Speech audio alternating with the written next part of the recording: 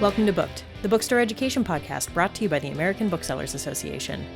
This episode is part of our Business Book Club series, where we chat with business book authors to bring you big ideas, smart strategies, and real-world insights to stay ahead in the ever-evolving world of bookselling.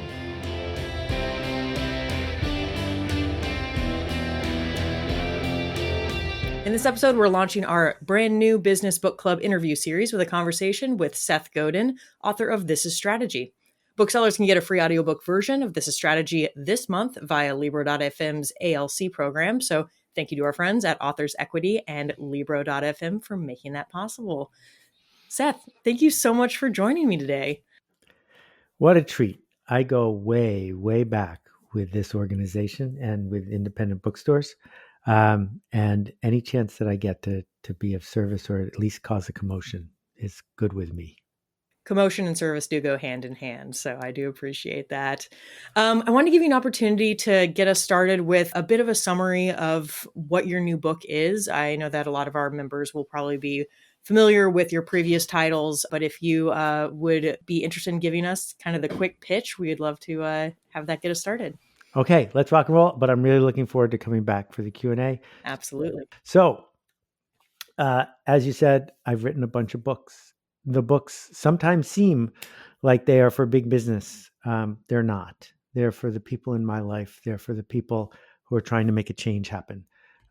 My mom helped found the Museum Store Association and had a small independent bookstore all the years I was growing up.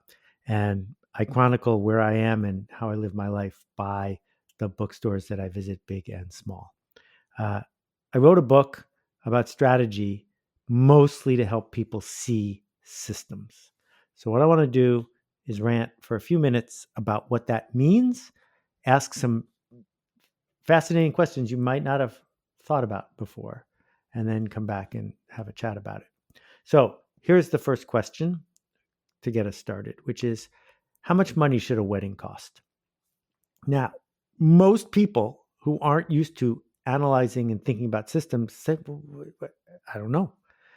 The answer is exactly as much as your best friend, but a little bit more.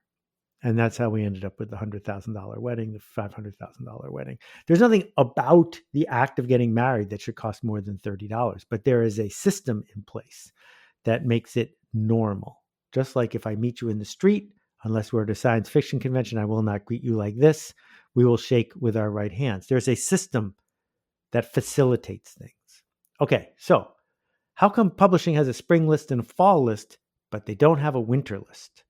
The answer is that when publishing was in its infancy in New York 150 years ago, books traveled by the Erie Canal, and the Erie Canal froze in the winter. And so there isn't a winter list, but we stick with it because we need a system where people expect how to engage with each other. More practically, how many books should a bookstore carry? Is there a magic right number to answer that question? Well, Kitchen Arts and Letters doesn't carry as many books as Powell's. Is either one right? What we know is that any bookstore that is succeeding is carrying exactly the right number of books. We also know, if you're a publisher, that anytime you want to get a bookstore to carry a new book, they got to take another book off the shelf. And we understand that traditional publishing is based on the bookseller, that they talk to booksellers. They don't talk to readers. They organize what they do around booksellers. But when systems change, our world changes. When systems change, when scarcity changes, we think differently about what we do and how and why we do it. That back 150 years ago, if you wanted to be informed or smart or entertained, you only had a couple choices when it came to media: newspapers and books. There was a real book shortage. Now, the world has changed. So it is very easy, because you've worked so hard, because you've risked so much, because you've borrowed the money and put in the time, to say, this is work I deserve. This is the job for me. We are showing up. Why isn't the market showing up? That's not going to change the market. That what I learned from a friend of mine who surfs is simple. Oh, I forgot to tell you about that. I'm going to skip that. What I learned is that what makes people become seen as good surfers is they pick good waves. That what we have here in this time of change is a chance to pick better waves. And so, to finish my rant, the purpose of the book is not to change your mind. The purpose of the book is to be a tool to cause the conversation we need to happen to happen. It's a conversation that's super simple, but challenging to take on.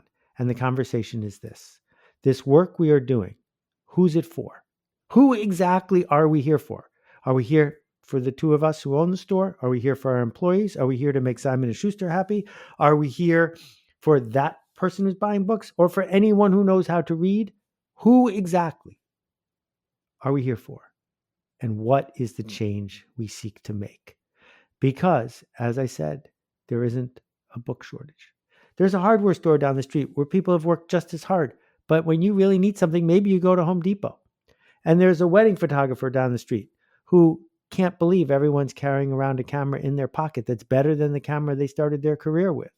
We make choices. Individuals do all the time. Who are we going to hire? Where are we going to go? How are we going to spend our time? How are we going to spend our money? And we need to learn to see the systems, to ask the questions. So the rhetorical question, who's in charge around here? What do we do next? Who's responsible for the strategy? It's you. And I wish that we had a stable system that could celebrate the bookstores that do so much for our culture, but we don't. And that's part of how we got here. Because 400 years ago, when Gutenberg pioneered the printing press, they hadn't invented reading glasses yet. He should have waited. And most people didn't know how to read. He should have waited. He didn't. The cycles continue. They continue and they continue. And it's that chaos, that change, that makes this thrilling and important. But we got to learn how to talk about it. Over to you, Lee. I love that so much. I love the work that you did in this book to talk about the systems and our agency in them, because these systems can feel so large and out of our control. And the whole point, from my understanding of your book, is finding ways to work within those systems and control them or disrupt them when we can and need to for the greater mission, which is exactly what bookstores are doing. I love that so much. Yeah. Yeah. And it's so easy to look at Amazon and say they're the bad guy. Mm-hmm. And Amazon is a bad guy in many ways, but the market has always wanted what the market wants. Mm-hmm. And we have to show up and surf on the waves we choose, not be a victim. I love that. The description that you just provided was such an incredible way to kind of talk about why this is important. I think strategy can sometimes feel like this business bro-y buzzword, but your book does a great job of really redefining what that strategy means in a way that really challenges those traditional notions. You had this quote of a strategy isn't a map, it's a compass. Which I just absolutely loved. Can you explain what you mean by that and why you think it's so important to have this shift in thinking, particularly for independent booksellers? So let's think about school, 15 years of school. They never once asked you a question they didn't know the answer to. That we're indoctrinated from a young age to look up the answer, and that's the right answer. That gives us comfort. But when the world changes, our hard work isn't regurgitating the answer. It's working our way through to where we seek to go. And a resilient small business is pretty simple, which is the more they do what they're seeking to do, the better it goes, not the worse it goes. That they figure out how to get the wind at their back, that when change happens, it's in their favor. It's not chipping away at what they barely have going for them. And so what we're looking for is not a playbook that we can copy step by step. Because as soon as someone writes down the playbook, I promise it's not in your favor. What we need instead is to see the systems that are developing around us and to realize that the more they build a Walmart or the more that they have a Black Friday sale at Amazon, the better we do, not the worse. Because as I learned when I spoke at Walmart in 1999, think about that, 26 years ago, they had a big banner that said, "You can't out Amazon Amazon." They stopped trying to beat Amazon 25 years ago. And since then, they've done just fine. Will they be around in 100 years? I have no idea. Neither do they. But they figured out which wave to ride. And so can you. Yeah, you talk a lot about, independent bookstores operate in this highly competitive and very rapidly shifting landscape, and it's difficult to compete purely on price and convenience. The you can't out Amazon is horrifying and true. But you point to differentiation as a key tool for establishing a sustainable strategy. How do you see independent bookstores as using that differentiation to create this strategy that really allows us to shift book selling away from being just this commodity business, and instead builds a model for their business based on generosity and this differentiation that you speak of? Yeah. So try to imagine walking into Tiffany's and they've changed their approach and they now sell every piece of jewelry. And if they don't have a piece of jewelry, they're slightly embarrassed about it, but they promise they'll get it for you. That's not what they do, right? That if you walk into Kitchen Arts and Letters and say, "Hi, I need the Cliff Notes of Mice and Men," they will not say, "Oh yeah, we had it yesterday, we'll get it for you." That's not what they do. That if you think that you are in a highly competitive space, you're doing the wrong thing. That if you're an independent bookseller and you believe that you have lots of competition, you have made bad strategic choices. Because if you have lots of competition selling exactly what you sell with the same joy and convenience and process and everything else, unless you live in a very specific, highly trafficked, super literate place, it's going to be a struggle. On the other hand, if you show up the way the museum store at the Albright Knox shows up, if you show up the way McNally Jackson shows up, I can go down this long, long list. Each one of those things, the Strand, we would miss the Strand if it were gone. We would not miss somebody who just has a store that's almost as good at this and that and the other thing if they went away, and they do go away. And so this is an opportunity. It's not a curse. It's your chance to say, if you want them, here's their phone number. If you want them, here's their website. And we're not going to pretend that Amazon doesn't exist. We're going to celebrate that Amazon exists, but we have something here for you that you can't get over there. Yeah, that's great. You talk about how the existence of a single book in a bookstore isn't competition with the other books. It's actually helping to ramp up the sales of all the books because we have that ecosystem that allows people to come in and find what they want, which I think really hits that right on the head. You read that strategy sets us up for success when it's based in the reality of the systems all around us. How can bookstore owners and managers strategically shape their businesses to align with those community desires that will differentiate them while staying true to their own mission? Okay, well, let's talk about the second half first. Are you telling the truth about your mission? Because if your mission is to get more people to read more books, it might be that cheaper, easier to get books will accomplish that without you getting involved, right? If your mission is for people to celebrate a certain kind of thing and they're getting it by borrowing it from the library or reading it on their Kindle, that's not helping your business, but that might be exactly what you said you wanted to have happen. So I don't think we have to be humanitarians here. I think we can say, my mission is to run a successful business that happens to engage with something I care about, which is books. So if I'm going to run a successful business, it needs to be based on something that's scarce. People are going to pay extra because they can't get it somewhere else. So in the small town where I live, where there used to be a bunch of bookstores, there's still a farmer's market every week. And to get to the farmer's market, you have to pass a lovely supermarket and a health food store. And most of the people who are buying the things at the farmer's market are buying things they could get cheaper and easier at the supermarket and the health food store. So what is the farmer's market for? It is not for carrots. Because if you want carrots, there are organic carrots over there. They're easier to get and they're cheaper. What they sell at the farmer's market is a story. And that story costs money. And it is the story of community, of a special day, of how it feels to cook, of being able to look a farmer in the eye and be recognized. None of the people who are succeeding at the farmer's market are succeeding because they're advertising a discount. And they're not succeeding because they say we sell every vegetable. Well, the same thing is true today for an independent bookstore. It wasn't true 50 years ago or even 20 years ago, but it's true today. For you to pretend that you're the only person someone can buy a book from doesn't make any sense. But what you can say is the process of being here.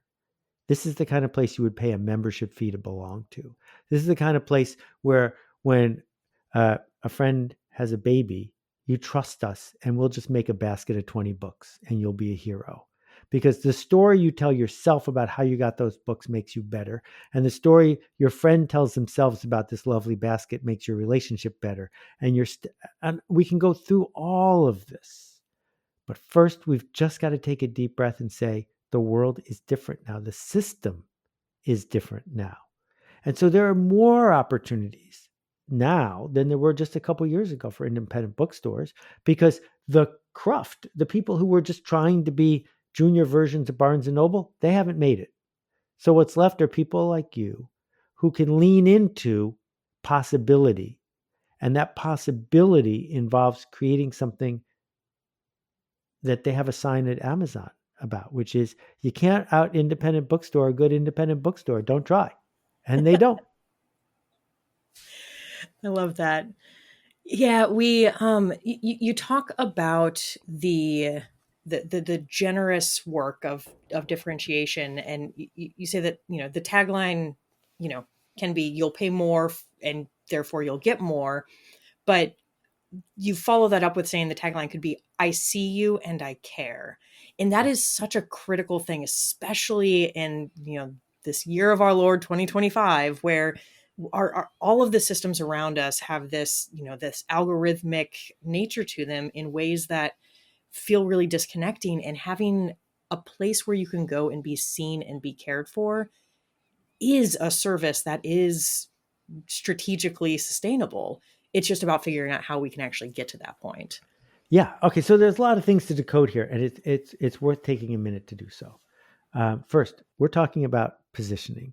Positioning is the generous act of helping people understand what you do and what you don't do. And when we pick our customers, we pick our future. So let's say you're at a Ferrari dealership that you are a manager of. And a guy comes in, he's got 6 kids, and he says, I'm looking for an SUV. I got to haul these guys to carpool every day. You don't try to persuade them to get an Enzo, right? You say, there's a Volvo dealership down the street. Good luck to you. Years ago, I was driving into a small town. It was late in the evening, and I was on my way to a friend's house for dinner. My mom taught me never show up empty-handed.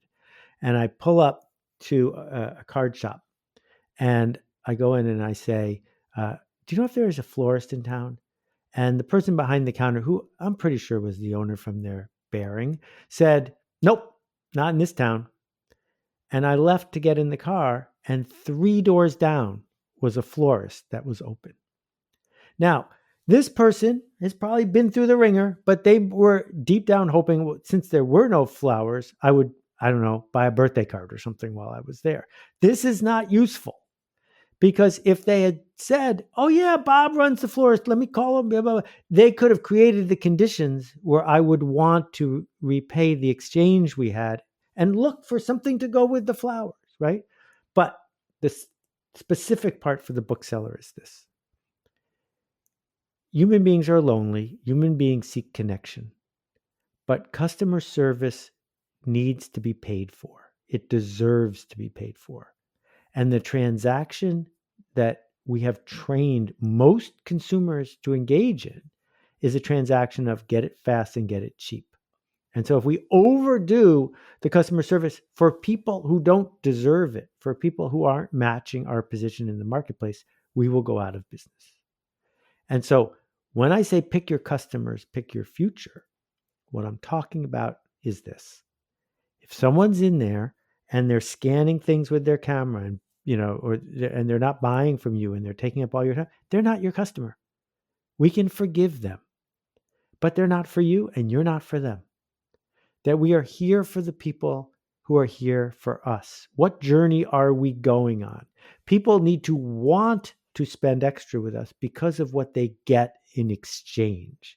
We need to create a system in that environment where people who know that we are adding value for them tell themselves a story about our position, our role in the community, and why they want to go out of their way to do business with us.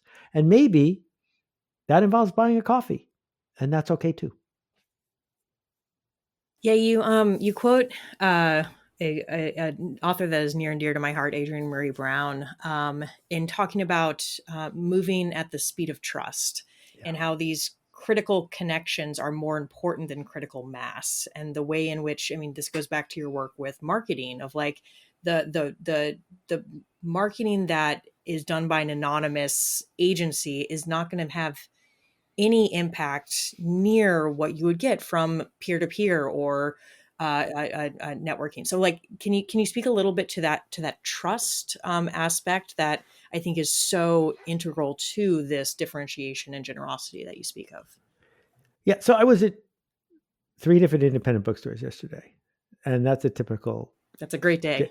That's a typical Gallivant for me, and there was no trust exchange whatsoever. I mean, they trusted me not to steal anything, but I walked in, the book cost $19, and there's the book in my hand. I don't have to trust the store. There's the book. There's the $19. There's an exchange. Even Stephen, nothing was offered or received other than I bought this book.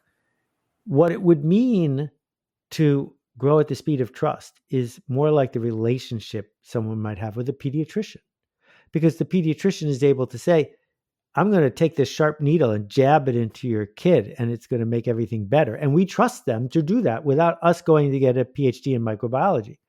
So one of the things, if I was running an independent bookstore, which waves would I pick? Well, one of the waves I would pick is to realize this. Books shared are better than books not shared.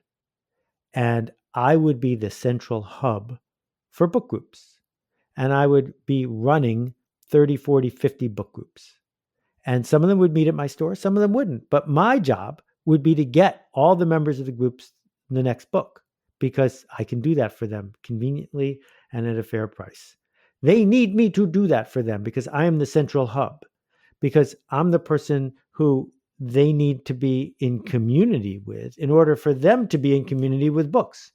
They trust my judgment. They trust who I'm going to connect them with, etc. If you're a real estate broker, and there are more people who are real estate brokers than any other job in the United States except truck driver, how do you get listings? Well, most real estate brokers put their little picture on their little business card and run around interrupting as many strangers as they can. Some real estate brokers do things like say, and there's one in a fancy building in New York City, I live in this building, I only sell units in this building. If there's someone like that, who are you going to trust to sell your unit? Who are you going to trust to buy your unit from? That focus isn't differentiation as much as it's positioning. For someone who wants this, I have this. And if you're not that, I'll show you who you should consider going to instead. But I'm not going to try to steal you to do something that I didn't sign up to offer. Yeah. That really it's the correlative to the conversations that you have in the book on scaffolding. So, like, the trust relationships that you build with your customers, with your community. You also talk about this need for scaffolding, the support systems that we need to surround ourselves with in order to actually sustain that change. What sort of scaffolding do you see as critical to the resilience of indie bookstores? Okay, so the idea of scaffolding came from scholars of pedagogy and education 125 years ago. Most learning is autodidactic. Most of the things we learn, walking, talking, decision-making concepts we taught ourselves. And what a great teacher does is they show up in just the right moment when someone's going to stumble. And this is part of the tragedy of neighborhoods where we haven't invested enough to provide kids the conditions for them to be encouraged. And so when they stumble, no one picks them up. And what marketers do, what small business people do who are engaging with systems, is they build the scaffolding for people to get from here to there as they are on this journey, right? So if I think about this from the point of view of someone who loves to hand sell kids' books, when that kid first walks in and they're 6 years old, you can't sell them a Harry Potter book. It's not going to work. But you can create the conditions where the habit is built, where they go from, picture books to reading young adult novels to curating the young adult section for you, right? And you can bet that when that precocious, nerdy kid has curated their shelf in the store, they're going to tell 40 other kids and their parents are going to tell 400 other people. And now the community again is back and engaged. So I keep coming back to, we don't have a book shortage. We have a connection shortage. We have a meaning shortage. We have a shortage of where are we going? And as the unofficial ringleader of whatever community, physical or conceptual, that you are deciding to be at the center of, that's your job, is to create the scaffolding to help us get there. Yeah, we talk a lot about in the book selling world. We talk a lot about the third place, where sociologist Ray Oldenburg had this study that talked about your first place is your home, your second place is your work or school, and your third place is the place that you come together in community. And I've been thinking a lot about that within the context of your book, as well as Robert Putnam's Bowling Alone. There was just a new Netflix documentary series that had a kind of intense title of, I think, Join or Die. But essentially the point is it talks about the need for this connection and the need for groups in community spaces to create that sort of civic infrastructure that helps us in so many other ways. And that scaffolding, that trust that the bookstores exist in is so critical to that. Right. And the question is, do you want to take that on? Because you don't have to. And it's part of the core fork in the road of deciding to start a small business is, when Dorothy got to Oz, she didn't go to the Scarecrow and say, Scarecrow, please come to Oz. I need help getting there because I need to go home. She said to the Scarecrow, do you want to come with me? Because he might be able to get you a brain. Notice there was nothing in that was about helping Dorothy. And that shift is really challenging. It cannot be overstated how challenging it is. And the problem is we don't, as a culture, offer enough reward for the people who are signing up to do this work. That when you think about the risk you take and the number of hours you're spending and the leases you have to sign and everything else, and then you're going to make $4 for selling a book, that's not fair, but it is. It is what it is. And so someone is going to make it work in any given community. Whether it's a business or not is hard to tell, but that's the opportunity. Let's start there. And this is really hard because you also have to pay your bills today and you also have to run your business today. But what we learn when we see systems is the system doesn't want you to see it. The system doesn't want you to challenge it. The system doesn't want you to acknowledge it even exists. By the time a kid in the suburbs is 5 years old, their parents are already saying to them, did you get a good grade today? Why do you care if your 5-year-old got a good grade? Why do you care if your 9-year-old? Is there any correlation between good grades and paying attention in class or being a good citizen? No. So why do you care?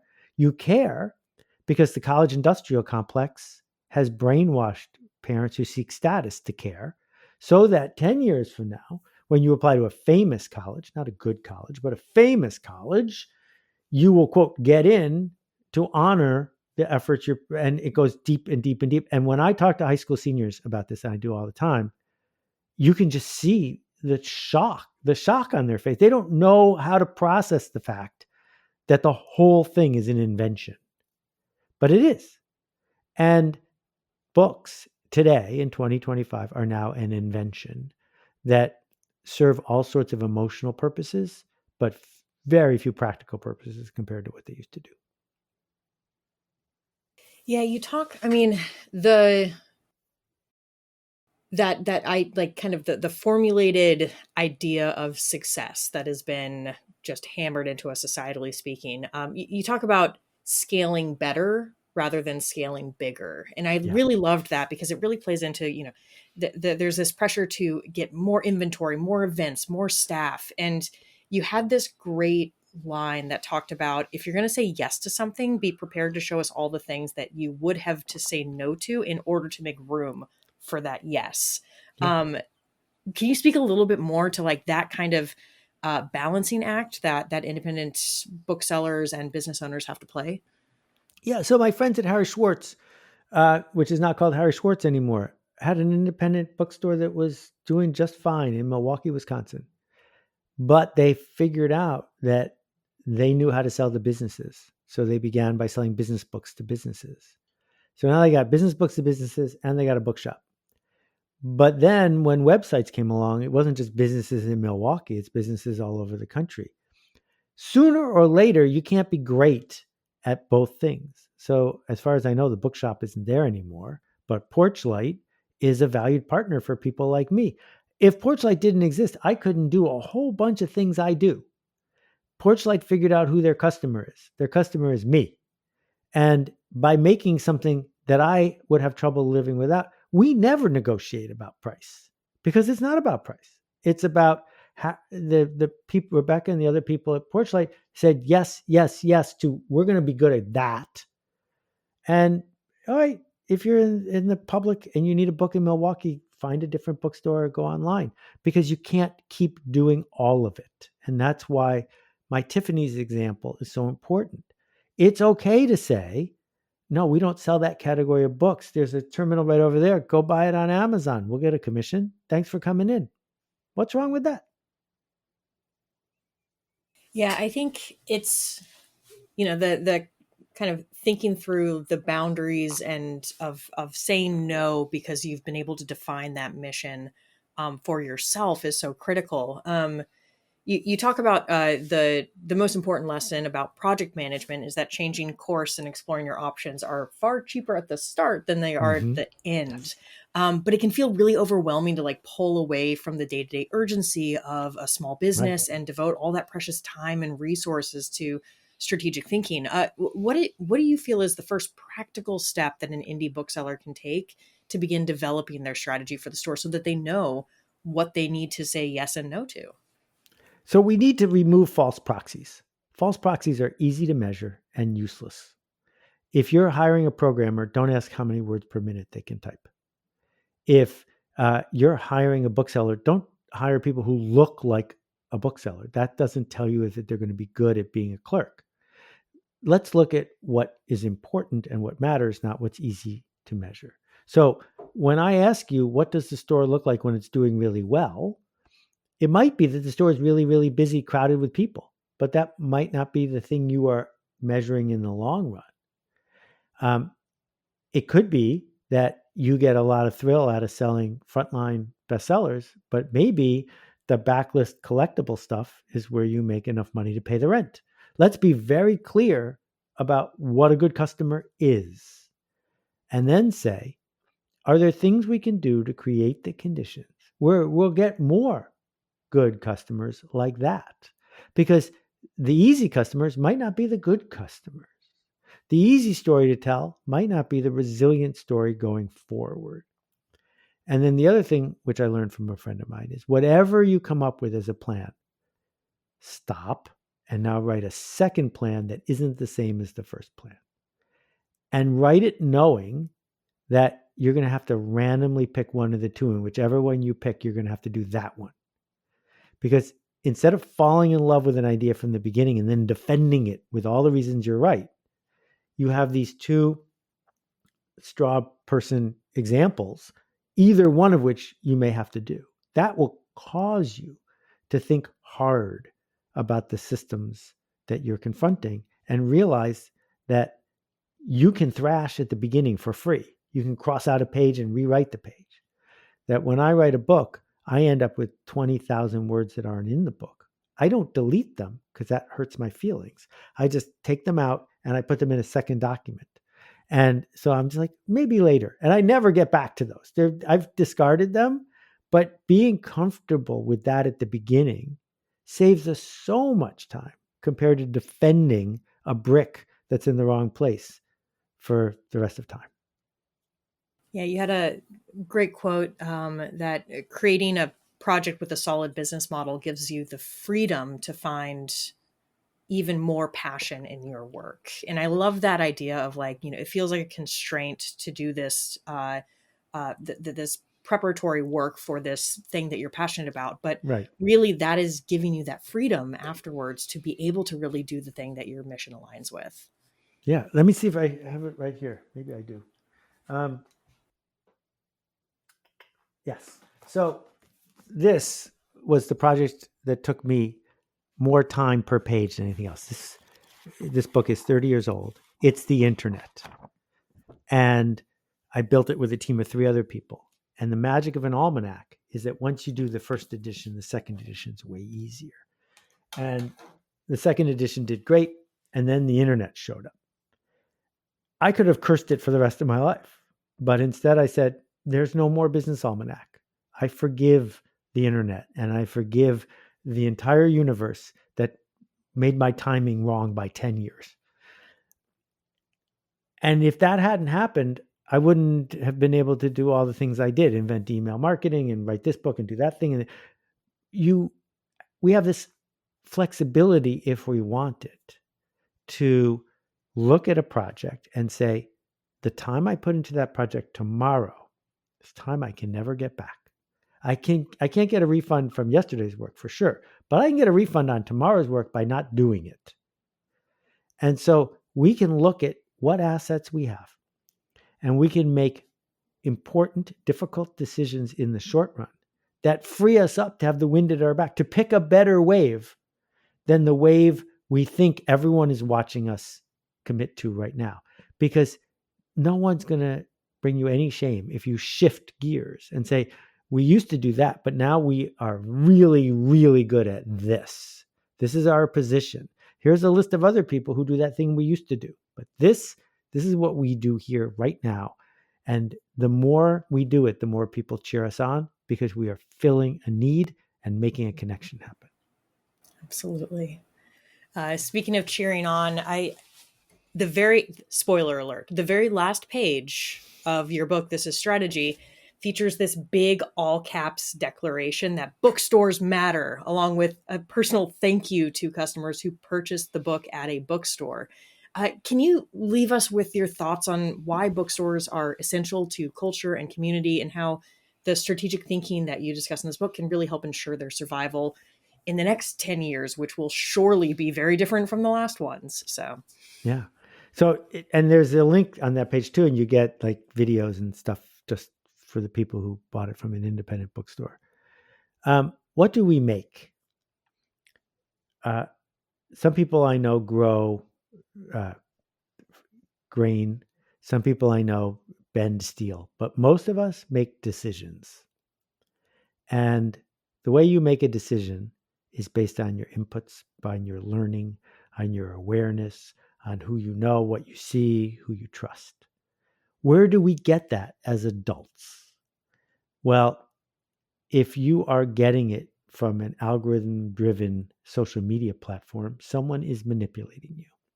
Someone is pushing you in a direction that benefits them financially. But when we find a place, a holy temple, filled with ideas that go back hundreds of years, ideas that might contradict each other, ideas, some of which are easy to acquire, some of which are hard, and there's a human being who could easily be on Wall Street or easily be a doctor. That human being decided to show up and curate for us and create a room where we can find possibility. That just warms me all over. And when we can walk past our cynicism as consumers and as proprietors and say better is possible, then it is. And I have lots of things that I probably would be rewarded for if I did them to make a profit. But I'm trying to make a difference. And I can't do the work you do, but I can help you ask good questions to help you do it better. I love that. Seth, thank you so much. That was an incredible conversation. It was a great honor to be able to read your book and be able to chat with you about it. It's something that I'm excited to be able to pass around. So thank you so much for joining us. It's my privilege and pleasure to share it with people. Keep making a ruckus. Thank you. Always. Thank you.